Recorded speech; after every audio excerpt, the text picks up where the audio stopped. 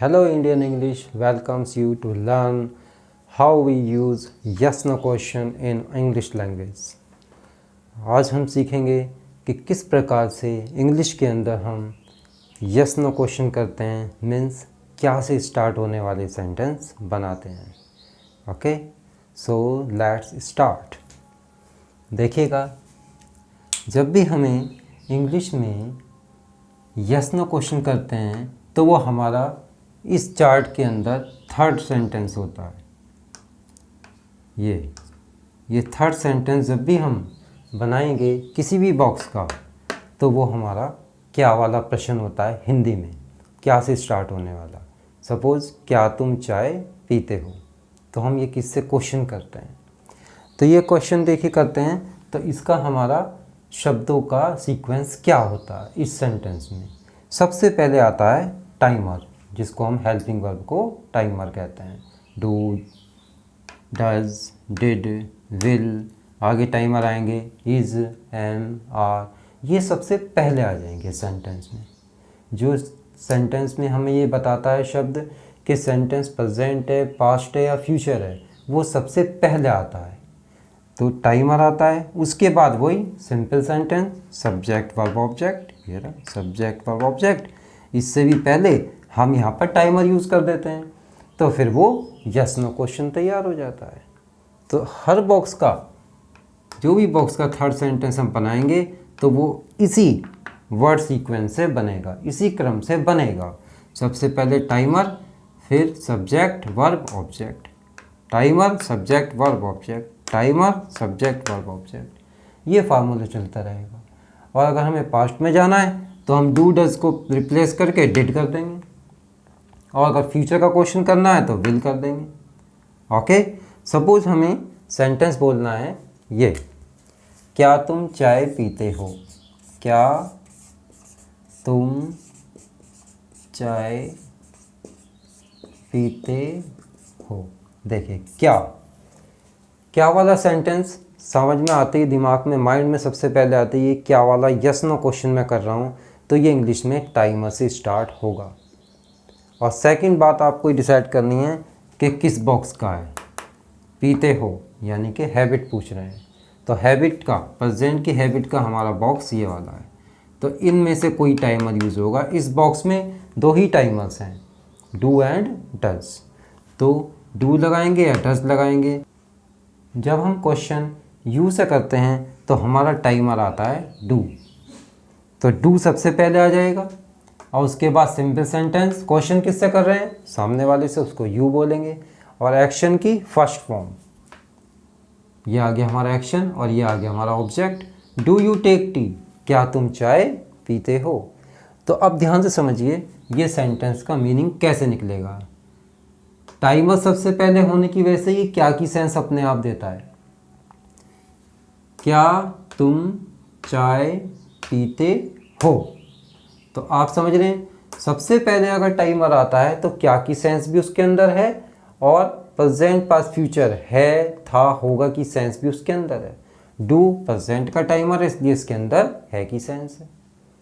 तो इस सेंटेंस से हम क्या पूछ रहे हैं कि यू को ये एक्शन करने की हैबिट है या नहीं है। अंडरस्टूड। और अगर हम यही क्वेश्चन को पास्ट में पूछना चाहें, क्या तुम चाय पीते थे, तो है के प्लेस पर अगर मैं थे बोल दूं तो ऐसी कंडीशन में हम इस बॉक्स पे पहुंच जाएंगे, क्योंकि ये पास्ट की हैबिट बताने वाला हमारा बॉक्स है। तो इस बॉक्स में एक ही टाइमर है, डिड। अब इसमें सब्जेक्ट कोई भी हो, किससे भी बात कर रहे हो, अपनी बात कर रहे हो, ही शी की बात कर रहे हो, दे की बात कर रहे हो, अमन सुमित की बात कर रहे हो, इसमें सब में डिड ही आता है। इसमें दो टाइमर है ही नहीं। तो जिस बॉक्स में दो टाइमर होंगे या इसमें तीन आएंगे, मैक्सिमम तीन टाइमर हो सकते हैं किसी बॉक्स में, तो ऐसी कंडीशन में हमें चूज़ करना पड़ता है कि सब्जेक्ट के अकॉर्डिंग कौन सा टाइमर इस सेंटेंस में यूज़ होगा। तो यहाँ तो टाइमर एक ही है, हमारे लिए सुविधा है, तो हम इसमें सबसे पहले डू को हटा के बिल्कुल डिड यूज़ कर देंगे। अब पूरा सेंटेंस देखिए सेम रहेगा, you take tea, you take tea, क्योंकि हम पहले ही सीख चुके हैं कि डू डिड के साथ भी वर्ब की फर्स्ट फॉर्म आती है, ये रहा डिड वर्ब की फर्स्ट। जब भी डिड यूज़ करेंगे वर्ब की फर्स्ट फॉर्म, क्यों? क्योंकि पास्ट की सेंस किस में आ जाती है? डिड में आ जाती है, इसलिए। तो in that case we use first form of the verb. Understood? देखिएगा, डिड यू टेक टी, तो डिड हमें क्या इंडिकेट कर रहा है? पास्ट का क्वेश्चन है, और सबसे पहले आने की वजह से ये हमें यस नो क्वेश्चन बना रहा है, क्या वाला। Understood? Did you take tea, क्या तुम चाय पीते थे? तो क्या भी ये बता रहा है, थे भी ये बता रहा है, क्योंकि ये टाइमर है। तो इसकी ड्यूटी है कि ये हमें बताएगा कि सेंटेंस प्रेजेंट है, पास्ट है या फ्यूचर। और डिड सुनते आप समझ जाते हैं ये पास्ट है। अंडरस्टूड? नेक्स्ट, अगर हम फ्यूचर में क्वेश्चन करना चाहें, क्या तुम चाय पियोगे? पीते हो, पीते थे के प्लेस पर पियोगे, क्या तुम चाय पियोगे? तो ये हम क्वेश्चन किस टेंस में कर रहे हैं, किस टाइम में कर रहे हैं? फ्यूचर में। तो इसमें फ्यूचर का बॉक्स, ये वाला बॉक्स यूज़ करना होगा। इस बॉक्स में भी एक ही टाइमर है, विल, तो डिड को रिप्लेस करके हम विल यूज़ कर देंगे। तो इन दैट केस सेंटेंस हमारा फ्यूचर में क्वेश्चन बनाने लगेगा, क्या तुम ये एक्शन करोगे या नहीं करोगे? विल सुनते ही समझ जाना, सबसे पहले है तो ये यस नो क्वेश्चन है। विल यू टेक टी, क्या तुम चाय पियोगे? तो ये विल गा गेगी फ्यूचर की सेंस देता है। अंडरस्टूड? अब आप देखिएगा, एक बार मैं दोबारा रिवाइज करता हूँ इस बात को, कि अगर सबसे पहले आप सुने डू या डज, तो इन दैट केस इसका मतलब वो यस नो क्वेश्चन कर रहा है। डू सबसे पहले सुनते ही समझ जाइए कि ये क्वेश्चन कर रहा है, और यू सुनते ही मेरे से कर रहा है। डू यू टेक टी, क्या तुम चाय पीते हो? अगर इसका हमें आंसर देना है तो आप ध्यान से देखिएगा, ये थर्ड सेंटेंस का आंसर ये दोनों ही हैं, जो फर्स्ट और सेकंड होता है। अगर डू या डज से क्वेश्चन किया गया, उसका आंसर अगर आप यस में देते हैं तो दिमाग में लाएंगे इसके अंदर हम वर्ब की फर्स्ट फॉर्म यूज़ करेंगे आंसर देते हुए। तो यू से जब किसी से क्वेश्चन करते हैं तो वो अपना आंसर किससे देगा? आई से देगा। मैं आपसे क्वेश्चन करता हूँ कि यू, तो आप अपने लिए बोलेंगे आई, और अगर आप मेरे से क्वेश्चन करेंगे तो मेरे को बोलेंगे यू, और जब मैं उसको आंसर दूंगा अपने लिए तो मैं आई बोलूँगा। तो इसका आंसर फर्स्ट फॉर्म से आएगा यदि हम यस में आंसर देते हैं। यस लिख दीजिए। चलिए, किसी ने हमसे पूछा डू यू टेक टी, और हम कहते हैं यस आई, और ये जो वर्ब है यही हमारी हेल्प करेगी आंसर देने में। यस आई टेक टी, तो ये आ गई वर्ब की फर्स्ट फॉर्म। ये वाला आंसर हो गया यस का। सपोज यदि हम इसका आंसर हम नेगेटिव देना चाहते हैं तो हमारे पास डू नॉट फर्स्ट फॉर्म है। मैं चाय नहीं पीता हूँ, no I do not take tea, तो ये फर्स्ट फॉर्म से पहले डू नॉट आ जाएगा, तो ये हैबिट को हम मना कर सकते हैं, ये काम नहीं करता हूँ। ओके, तो ये हमारा एक कन्वर्सेशन स्टार्ट हो गई। तो एक व्यक्ति ने क्वेश्चन किया और दूसरे ने उसके दो आंसर दिए। दो पॉसिबल आंसर हैं इसके। जब भी हम कोई यस नो क्वेश्चन करते हैं तो उस केस में आंसर या तो यस होता है या नो होता है, इसीलिए इसका नाम यस नो क्वेश्चन रखा गया है। इसलिए इसको हम यस नो क्वेश्चन कहते हैं। हिंदी में ये क्या से स्टार्ट होता है, इंग्लिश में ये टाइमर से स्टार्ट होता है। क्या सबसे पहले आने की वजह से हमको इसकी इंग्लिश व्हाट यूज़ करने की ज़रूरत नहीं है इसमें, क्योंकि जब भी हम टाइमर को सबसे पहले लगा देंगे सब्जेक्ट से भी पहले, तो वो क्या की सेंस खुद देगा ये क्वेश्चन। और व्हाट फिर आएगा कहाँ, जब हम इसका फोर्थ सेंटेंस सीखेंगे, तो उसमें हिंदी के सेंटेंस में क्या, कौन, क्यों ये बीच में आएगा, तब उसकी इंग्लिश सबसे पहले आएगी। अगर बीच में होता क्या तो हम उसको व्हाट सबसे पहले यूज़ करते। ओके, तो ये नेक्स्ट टॉपिक्स में हम सीखेंगे, लेकिन आज हम जिसमें क्या सबसे पहले आता है तो उसमें फिर व्हाट की इंग्लिश यूज़ करने की ज़रूरत नहीं होती है। टाइमर सबसे पहले लगाने से ही अपने आप क्या की सेंस इंग्लिश में आ जाती है। ओके, नेक्स्ट, अगर हम जैसे ही सुनते हैं किससे, कोई हमसे कन्वर्सेशन कर रहा है और हम सुनते हैं कि डिड सबसे पहले बोला इसने, तो एकदम आप अलर्ट हो जाइए, ये मेरे से पास्ट का यस नो क्वेश्चन कर रहा है। ये पूछ रहा है कि ये आगे जो एक्शन बोलेगा ये मैं करता था या नहीं करता था।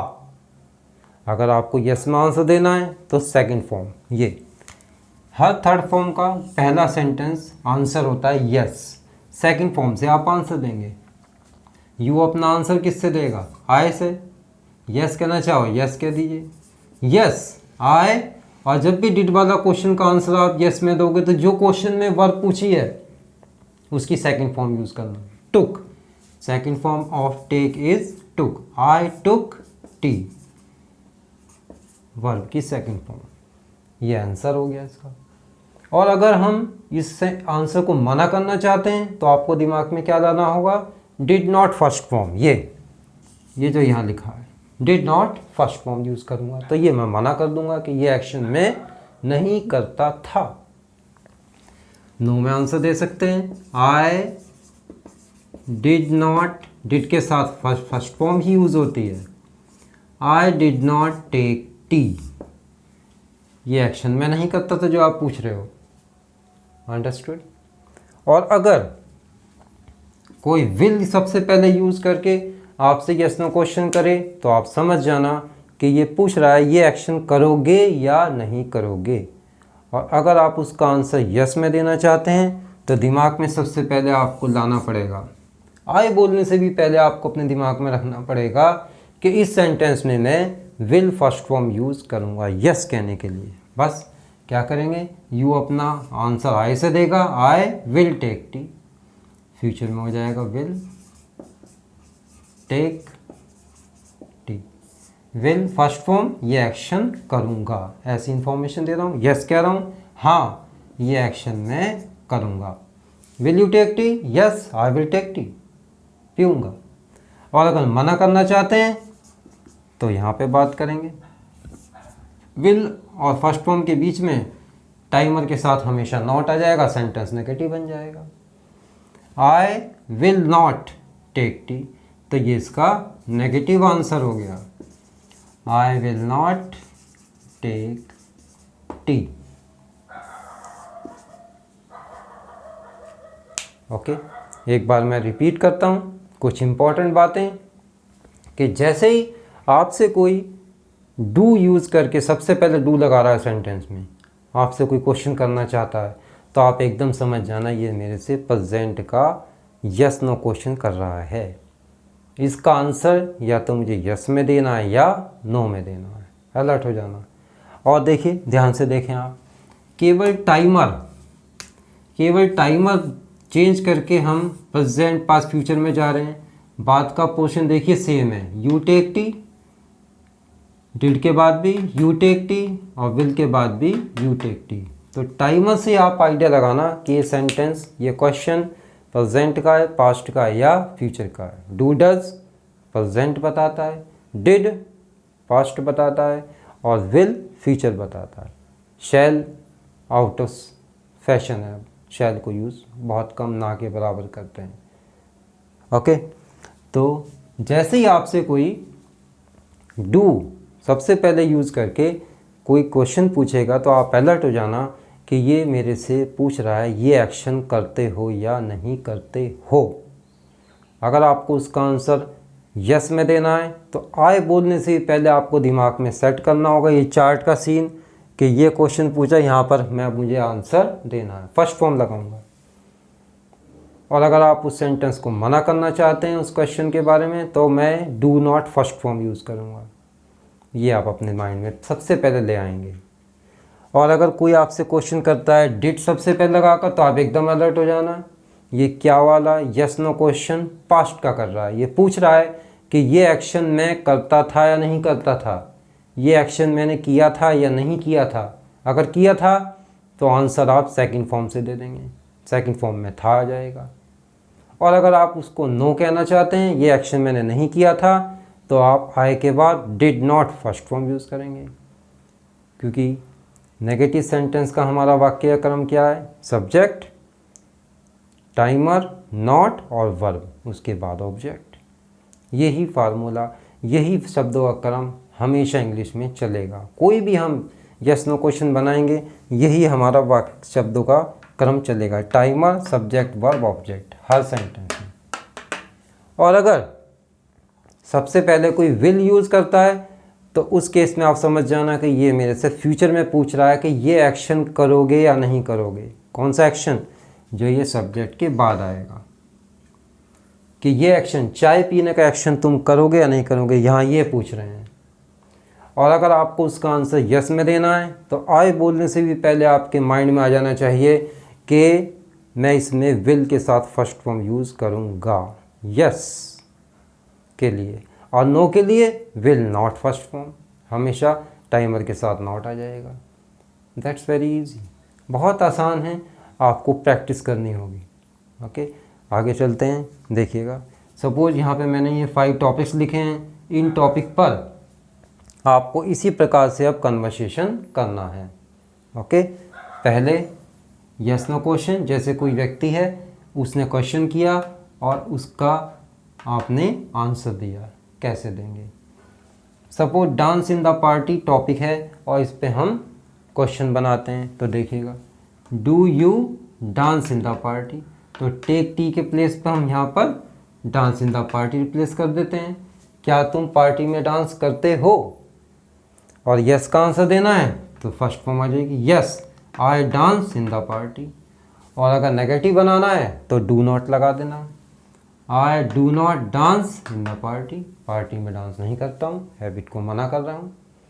और अगर कोई डू के प्लेस पे डिड बोले, आप आंसर देंगे I danced in the party, yes party में मैंने डांस किया था, सेकंड फॉर्म बताएगी पास्ट।